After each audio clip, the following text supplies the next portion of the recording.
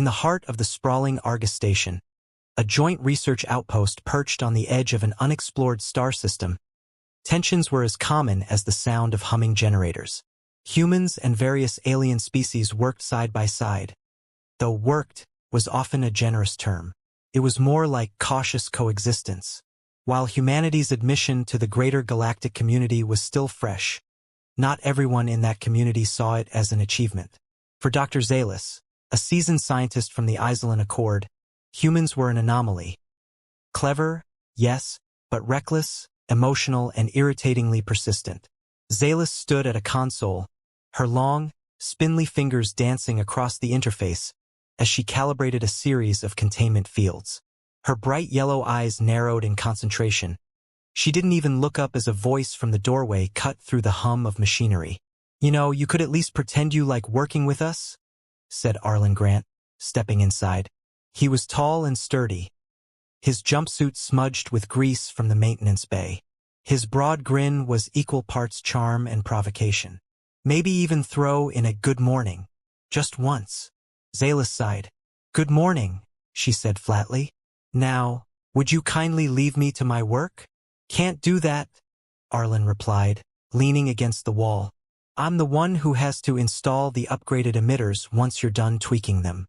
And last time they fried half the system. You remember that, right? They functioned within acceptable parameters," Zalis said, her tone clipped. "The system failure was due to human error." "Human error," Arlen repeated, his grin widening. "Sure, let's go with that." Another figure entered the room, a wiry man named Luca Anders. He was Arlen's partner in most station maintenance tasks.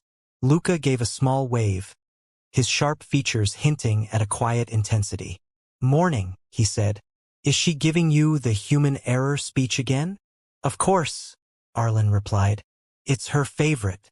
Zalis finally glanced up from her console, her angular face set in a look of thinly veiled annoyance. "You two are distracting me. If you insist on standing there, at least make yourselves useful. Hand me the diagnostic scanner." Arlen stepped forward, lifting the requested tool from the nearby table. "You know, you could just say please. We humans have this thing called manners." "Manners?" Zalis repeated, taking the scanner from his hand. "I've studied your species' concept of manners. It's an inefficient social construct." "Sure it is," Arlen said, folding his arms. "But it makes working together a whole lot easier. I mean, you're supposed to be some brilliant scientist. You could at least pretend you enjoy our company." "I enjoy productivity," Zalis replied, turning back to her work. "And you're hindering it." Luca snorted quietly. "Sounds like she likes us just fine." For the next hour, the three of them worked together, though together was a loose term. Zalis issued curt instructions, and Arlen and Luca carried them out, making occasional comments that bordered on teasing. They weren't trying to antagonize her, not entirely. They were testing her, seeing how much she could take before her composed facade cracked. Zalis, for her part, tolerated them in the same way one tolerated a minor malfunction, something to be fixed rather than truly engaged with. But as they worked, something shifted. Arlen noticed it first. A moment when Zalis, distracted by a sudden fluctuation in the containment field, muttered a quiet thanks when Luca handed her a replacement component. It was so faint, so unintentional, that she didn't seem to realize she'd said it. Luca caught it too, raising an eyebrow at Arlen, who grinned. "Did you just thank us?" Arlen asked, his tone light and teasing. Zalis blinked, looking up from the console. "What? You said thank you," Luca added, smirking. "I most certainly did not," Zalis replied quickly, her tone clipped. "You must be imagining things." "Yeah, must be my primitive human ears," Arlen said with a wink. Despite her protest, Zalis seemed slightly flustered, her hands moving more quickly over the console than before. The two men exchanged a look, silently agreeing not to push her further, for now. They went back to work, falling into a rhythm that was almost, but not quite, harmonious. When the calibrations were finally complete, Zalis stepped back and surveyed the console. "That will suffice," she said. "See? Was that so hard?" Arlen asked, A little cooperation goes a long way. I don't need cooperation, Zalis replied. I need efficiency. Efficiency. Sure. Arlen pulled a cloth from his pocket and wiped his hands. Well, glad we could be your inefficient helpers. Luca chuckled. Let's get these emitters installed before she changes her mind. As the two humans left the room, Zalis watched them go, her expression unreadable. She didn't understand how they could be so infuriatingly cheerful. But something about their dynamic, something about the way they worked together, made her pause. For the first time, she found herself wondering if there was more to these humans than she'd originally thought. Chapter 2. A Problem to Solve. When the warning klaxon echoed through the Argus station's corridors, Arlen and Luca exchanged a worried glance. That's never a good sound, Arlen muttered, shoving a half-finished piece of toast into his mouth as he stood. You think it's another drill? Luca tapped the comm panel on the wall. Anders to control. What's going on? A sharp voice crackled over the speakers. Containment field destabilization in Sector 7. All personnel report to emergency stations. Containment field? Arlen asked, rubbing the back of his neck. That's not exactly in our wheelhouse. Maybe not, Luca replied, already moving. But I'll bet that Isolin scientist of yours is knee-deep in it. Come on. When they arrived in the lab, they found Dr. Zalis furiously working at her console. Her normally composed demeanor was replaced by something close to frustration as she muttered calculations under her breath. The containment field, a shimmering barrier holding back a volatile experimental substance, pulsed and flickered, threatening to collapse. You didn't invite us to the party? Arlen said as he entered, his tone light but his eyes scanning the equipment. Zalis glanced up briefly, her expression unreadable. This is not a matter for amateurs. Leave. You're welcome, by the way, Arlen said, stepping closer. We're not here to steal your thunder. We just want to help. I don't require your assistance. Clearly you do, or the warning alarms wouldn't still be going off, Luca said, pulling out his own diagnostic scanner. What's causing the destabilization? Zalis's jaw tightened, and for a moment it seemed like she would order them out again. But then the containment field flickered violently, causing a sharp alarm to blare. She turned back to her console. The energy feed is fluctuating. If I don't stabilize it, the field will collapse. Sounds bad, Arlen said. What's your plan? My plan is to restore balance to the flow regulators. Now stop distracting me. Luca, check the power relays, Arlen said, ignoring Zalis's irritation. He approached her console, peering over her shoulder. Have you tried rerouting through the auxiliary conduit? It might help smooth out the fluctuations. Zalis's eyes narrowed. I've considered that, but it would take too long to. Another jolt interrupted her, and the containment field dimmed again. Luca's voice came through the comm, the main relay's fine. Auxiliaries drawing too much power. Then we need to redistribute the load, Arlen said. He turned back to Zalis. Look, I know you're the genius here, but I've patched more conduits than I can count. Let me try my way. Zalis hesitated, then gave a curt nod. Fine, but quickly. Arlen and Luca moved swiftly. Luca brought up a portable diagnostic panel while Arlen connected a temporary stabilizer. What's your status? Zalis demanded, not looking up from her own console. Give me a second, Luca replied. You keep working on that algorithm. We'll handle the physical side. Not sure how much time we've got, Arlen muttered as he secured the stabilizer. Luca, pass me the coupling wrench. Luca handed over the tool, his expression focused. You think this'll hold? It'll buy us time, Arlen said. Zalis, how's it looking? The Isolin scientist frowned at her screen. The field is regaining stability, but it's not enough. I need another 10 minutes to fully recalibrate. Then you've got 10 minutes, Arlen said firmly. We'll keep this thing from blowing until you're done. For several tense minutes, the three of them worked in a coordinated, if unspoken, rhythm. Zalis adjusted the energy flow parameters, Luca monitored the power levels, and Arlen kept the stabilizer running. The warning klaxon continued to sound, but the containment field stopped flickering. "It's holding," Luca said. "Just a bit longer," Zalis murmured. "Take your time," Arlen said dryly. "It's not like we're standing next to something that could vaporize us." "Your sarcasm isn't helping," Zalis snapped. "Neither is your attitude," Arlen shot back, but his tone held more warmth than bite. "Come on, we've got this." At last, Zalis's console emitted a steady tone. She straightened and stepped back, exhaling. "The field is stable." "Good thing we were here," Arlen said, leaning against a console. "Otherwise you might have had to admit humans aren't entirely useless." Zalis gave him a long, considering look. "I appreciate your help." Luca's eyebrows shot up. "Did she just say she appreciated us?" Arlen grinned. "You must have misheard." Zalis rolled her eyes. "Don't let it go to your head." "Too late," Arlen replied. "Come on, Luca. Let's get back to the maintenance bay before she changes her mind."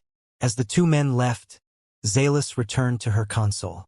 The lab was silent once more, but the memory of their cooperation lingered in her mind. They might not be the intellectual equals she'd once thought necessary, but perhaps they weren't as inept as she'd assumed. Chapter 3: A Growing Challenge. Weeks after the containment field incident, Arlen and Luca found themselves back in the lab, working on a joint project with Zalis. Despite her cold demeanor, it had become clear to everyone involved that the three of them made a solid team, when they weren't at each other's throats, that is. "I still don't understand why we're doing this the hard way," Arlen said as he squatted next to a bundle of tangled cables. "There's a much simpler solution." "You mean your human shortcut?" Zalis replied from the console, her tone as dry as ever. "I'm not interested in shortcuts. I prefer results that are both reliable and repeatable." Luca, perched on a nearby stool, smirked as he adjusted a small piece of hardware. "Reliable and repeatable? Sounds boring." Zalis glanced at him, her yellow eyes narrowing. "Boring, perhaps, but it ensures we don't have to clean up another one of your messes." "I like to think of them as creative detours," Luca replied. "Call them whatever you want," Zalis said, turning back to her screen. "But I'll do this properly, even if it takes twice as long." Arlen wiped his hands on a rag and leaned back. "You know, you might actually enjoy yourself if you let us try it my way just once." "And risk another catastrophe?" Zalis asked, raising a brow. "You mean like the one we helped you fix last month?" Luca chimed in. Zalis ignored them, but Arlen could tell she wasn't completely dismissing the idea. He'd noticed it before. Her subtle hesitation when she thought no one was looking. The faint twitch at the corner of her mouth when Luca made a particularly bad joke. It was like watching a fortress slowly develop cracks in its walls. Not that she'd ever admit it, of course. "All right," Arlen said, standing up and stretching his arms. "If you want to do it the slow way, be my guest. I'm gonna grab some coffee." "Luca, you coming?" Luca glanced at Zalis. "You going to be okay on your own, Doc?" "I'll manage," she replied without looking up. As they left the lab, Luca leaned in toward Arlen. "Think she'll actually try it your way?" Arlen shrugged. "Maybe. She's stubborn, but she's not stupid. If it works, she'll come around eventually." Back in the lab, Zalis stared at the screen, her fingers hovering over the controls. Her data suggested Arlen's shortcut might indeed streamline the process. It wasn't the way she'd been trained, but there was a certain logic to it. A maddeningly simple logic that she couldn't entirely dismiss. She bit her lip, a gesture no one would ever witness, and made a few adjustments. When the system whirred to life, operating more smoothly than before, Zalis allowed herself a small nod of satisfaction. She wouldn't tell Arlen he was right, not yet, but the results spoke for themselves. And perhaps, just perhaps, she was beginning to understand why humans relied so much on instinct and ingenuity. Chapter 4: A Fragile Truce. "Luca, stop kicking that conduit. It's not going to fix itself," Arlen said, his voice echoing in the narrow maintenance shaft. He craned his neck to peer through a tangle of wires, hoping to spot the damaged power relay they'd been sent to replace.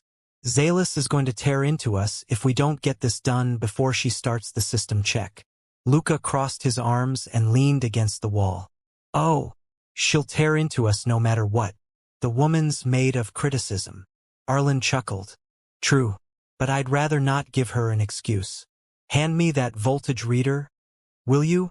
Luca tossed the device across the narrow gap, and Arlen caught it without looking. So, how's it coming? Luca asked, more out of boredom than genuine concern. Arlen tapped a few buttons and checked the readings.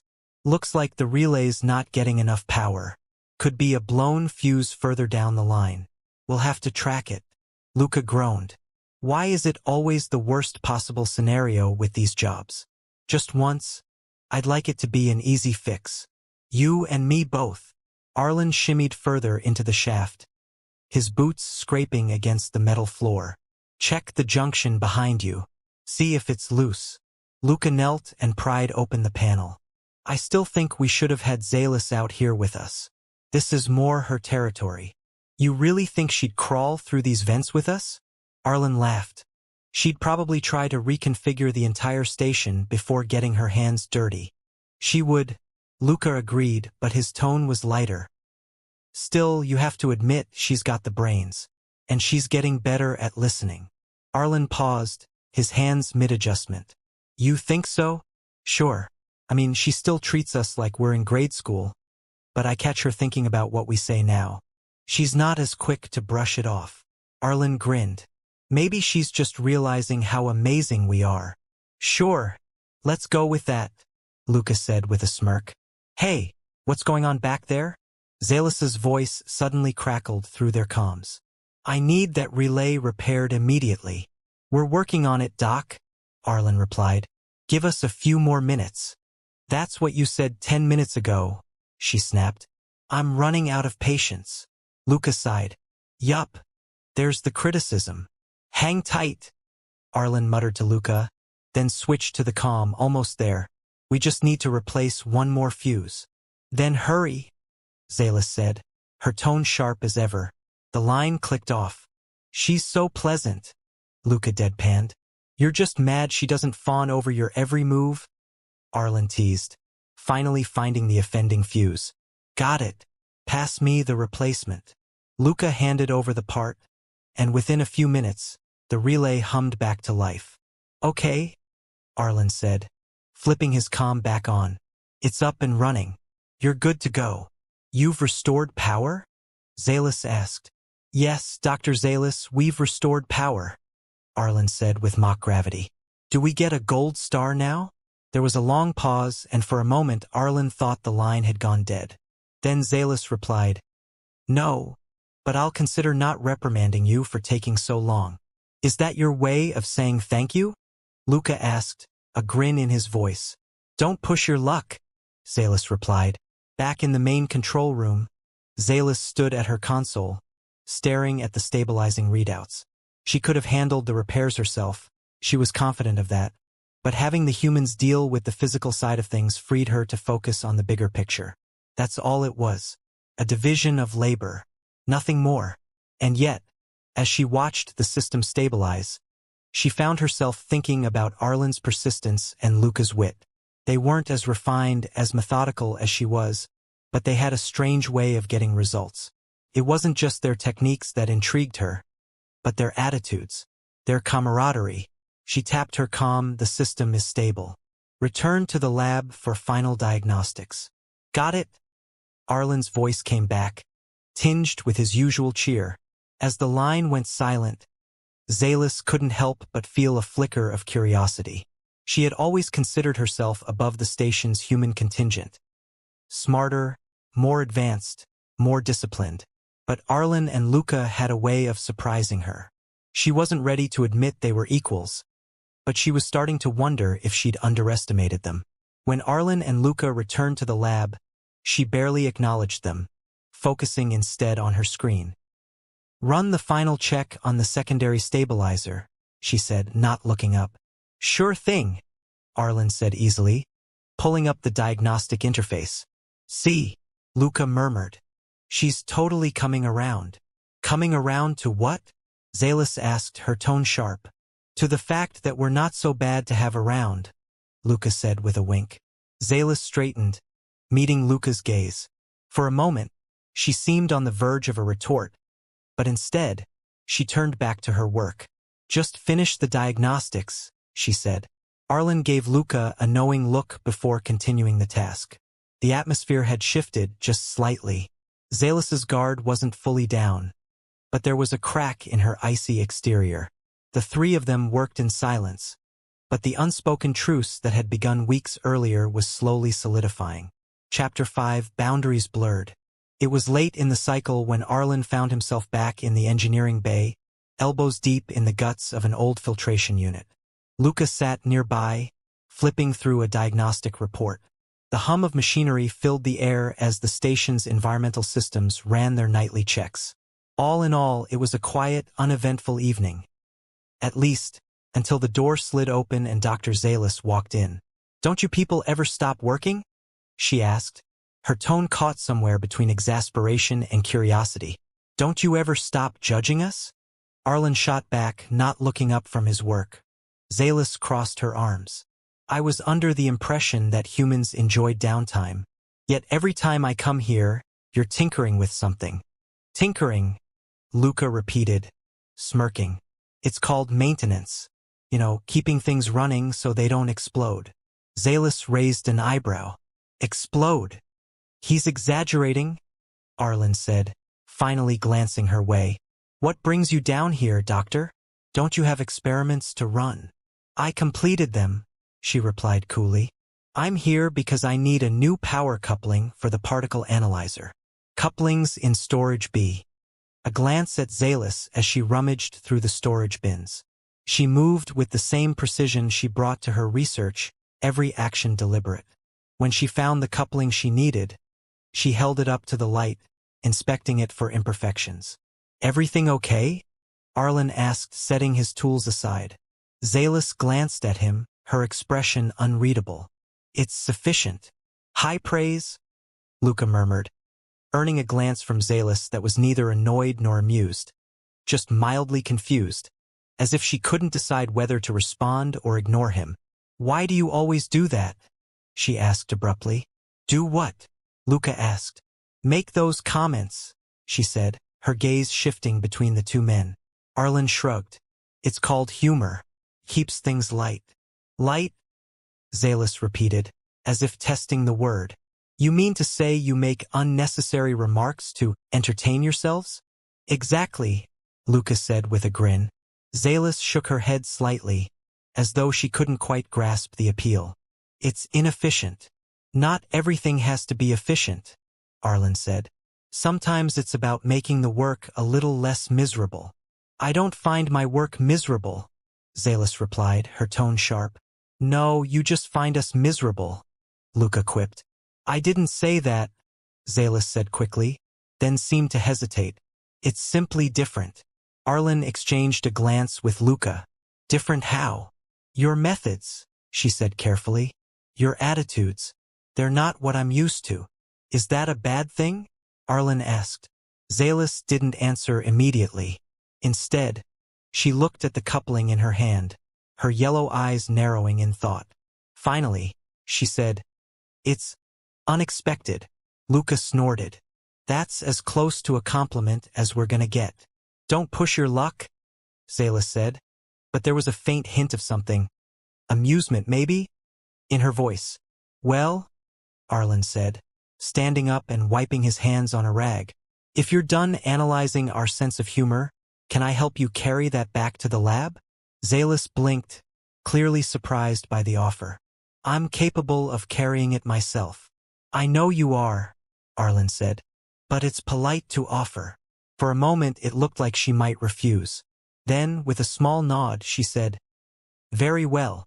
As Arlen followed her out of the engineering bay, Luca called after him, "Don't be gone too long. I can't keep up the humor without you." Arlen laughed. "Try your best." In the corridor, Zalis walked silently beside him, her gaze focused straight ahead. When they reached the lab, she placed the coupling on the workbench and turned to face him. "Thank you." "Sure," Arlen said, leaning against the doorframe. Anytime. She hesitated, as if considering whether to say more. Then, with a slight tilt of her head, she said, "You're not entirely insufferable." "High praise," Arlen replied with a grin. Zalis gave him a long look, then turned back to her console. "You should return to your duties. Luca might run out of jokes without you." "Probably," Arlen said. "But they'll be bad jokes, so it's not really a loss." This time, Zalis didn't hide the faint curve of her lips. It wasn't quite a smile, but it was close enough. Chapter 6. A New Understanding. "Can you believe this?" Arlen muttered, slapping his hand against the side of the console. "Half the station system's running on tech that's older than I am, and they want us to run complex simulations on it? It's a joke." "Complaining doesn't fix anything," Luca replied, peering over his shoulder. He pointed at a flickering display. "Try bypassing that circuit and running the patch again." "I already tried that." "Try it again." "Fine," Arlen sighed. He keyed in a sequence of commands, watching the screen with a mixture of annoyance and hope. The lights dimmed for a moment, then stabilized. "Ha! Told you it was pointless." Before Luca could respond, the lab door opened. Dr. Zalis stepped inside, her expression as unreadable as ever. "What are you doing?" "Saving the station," Arlen replied dryly, throwing his hands up. "You're welcome, by the way." Zalis walked over, glancing at the console. "It appears you're struggling." "Struggling?" Luca laughed. "We just managed to get this piece of junk working again. A little credit would be nice." "Credit for what precisely?" she asked, tilting her head slightly. "I see no evidence of a functioning system." Arlen rubbed his temples. "Look, the system's fine. We're just ironing out a few bugs." Zalis crossed her arms. "Perhaps you need a more refined approach." "Refined, huh?" Arlen leaned back in his chair. "What do you suggest?" She stepped forward, her long fingers moving quickly over the console's controls. The calibration routines were misaligned. "Adjusting the parameters here should—" A loud beep interrupted her. The console flashed red, then shut off entirely.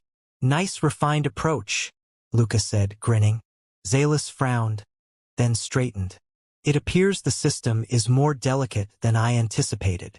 "Yeah, delicate," Arlen said with a smirk. "Or maybe it's just old and stubborn, kind of like us." Zalis didn't respond immediately. Instead, she studied the dark console, her expression unusually thoughtful. Perhaps it would be more effective to combine methods." "Combine?" Arlen asked, raising an eyebrow. "What, like mixing your super advanced techniques with our basic, primitive ones?"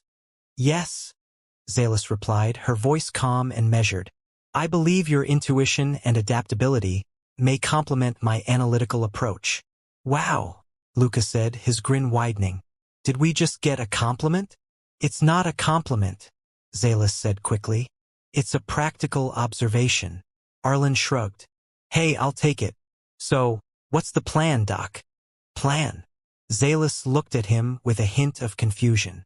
"You just said we should combine approaches," Arlen said. "So, what's your big idea?" "I hadn't thought that far," she admitted. Arlen and Luca exchanged a glance. "Well," Luca said, "I say we start by fixing the calibration you just broke." "Sound good?" Zalis hesitated, then nodded. "Very well. I'll adjust the data model while you do whatever it is you do." "Whatever it is we do," Arlen muttered, shaking his head. "Sure thing, document." For the next hour, the three of them worked side by side, their methods often clashing but occasionally, unexpectedly, aligning. When Arlen's hands-on fixes seemed too crude, Zalis offered precise adjustments. When her meticulous calculations stalled progress, Luca's off-the-cuff suggestions moved them forward. It wasn't seamless, but it worked. As the final diagnostic completed, the console screen lit up with a steady green indicator. "There," Zalis said, stepping back. "The system is stable. And we all live to see it," Luca said, leaning against the wall. Arlen rubbed the back of his neck. "Ha! I guess this whole combining approaches thing isn't so bad. Zalis looked at him, her yellow eyes narrowing slightly. I never said it was bad. Yeah, but you never said it was good, either, Arlen said, grinning. Admit it. You're starting to enjoy working with us. Zalis tilted her head, her expression unreadable. I'm starting to understand it. Close enough, Lucas said, chuckling. As the three of them packed up their tools, the lab seemed a little less tense. The barriers between them were still there, but they didn't feel as insurmountable. It was progress, not perfection, but something to build on. Chapter 7. Crossing the Line. Luca's boots clanked heavily on the steel floor as he wandered into the maintenance bay. I thought you were going to call it a night, Arlen. What are you still doing here? Arlen looked up from the dismantled generator in front of him, wiping his greasy hands on a rag. Can't sleep. Figured I'd get a head start on tomorrow's repairs. Luca leaned against a nearby workbench, arms crossed. I think you're just trying to avoid Doc Zalis. She's been riding you hard lately. She's not so bad, Arlen replied, smirking. Just a little intense. Luca raised an eyebrow. A little? Okay, fine. A lot, Arlen admitted with a laugh. But she's smart. I'll give her that. Smart doesn't mean she has to treat us like we're a bunch of idiots. She doesn't treat us like idiots, Arlen said, standing up and stretching his back. She's just blunt. Sure. Keep telling yourself that. Luca shook his head, but there was no malice in his voice. Anyway, I'll leave you to it. I'm actually going to get some sleep. Night, Luca. As Luca left, the maintenance bay fell silent except for the soft hum of the station's power systems. Arlen leaned over the generator, making a few final adjustments. He was so focused on his work that he didn't hear the door open again. Still at it. Arlen startled and turned. Zalis stood in the doorway, her hands clasped behind her back. Thought you'd gone back to your lab, he said. I could ask you the same, Zalis replied, stepping inside. Her gaze drifted to the generator. That doesn't look like your usual workload. It's not, Arlen said. Just something I picked up because I couldn't sleep. Zalis tilted her head slightly, as if she were studying him. You spend a great deal of time down here. Yeah, well, it's quiet. No one bothers me. Usually. I wasn't trying to bother you, she said, her tone softer than usual. Arlen raised an eyebrow. That's a first. Zalis ignored the jab and approached the workbench. What's wrong with the generator? Nothing major. Just old parts. Keeps overheating, so I'm trying to rewire it to handle the load better. May I see? Arlen stepped aside, a bit surprised. Sure. Zalis leaned in, examining the tangle of wires. You're bypassing the primary regulator and splitting the flow between the secondary conduits. That's creative. Is that your way of saying it's a bad idea? No, Zalis said. It might work. If you stabilize the split with an additional capacitor here, she pointed at a junction, it could prevent the overheating issue. Arlen followed her suggestion, making the adjustment. When he powered up the generator, the hum was smoother, more stable. He glanced at Zalis. Not bad. Was there ever any doubt? He chuckled. Plenty.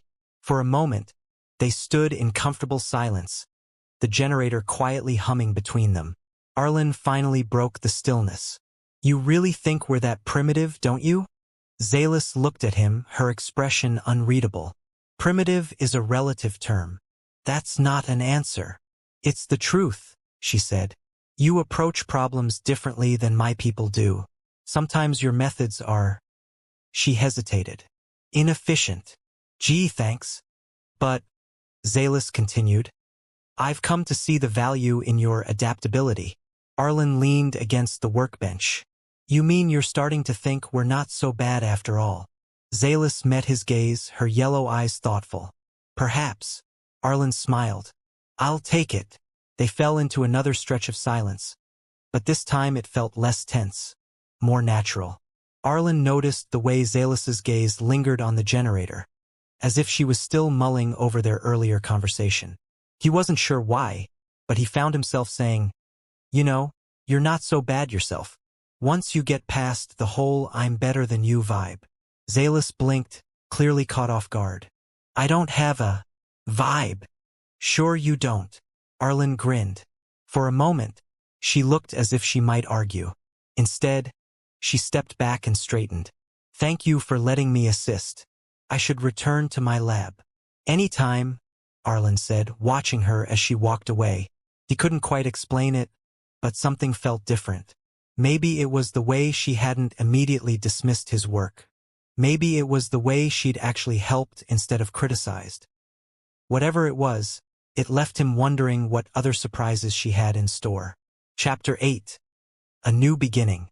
Arlen strode into the lab, toolbox in hand, glancing at the console's flickering screen. You call me down here at the crack of dawn, and it's already half broken? Zalis was hunched over the console, her fingers moving swiftly across the controls.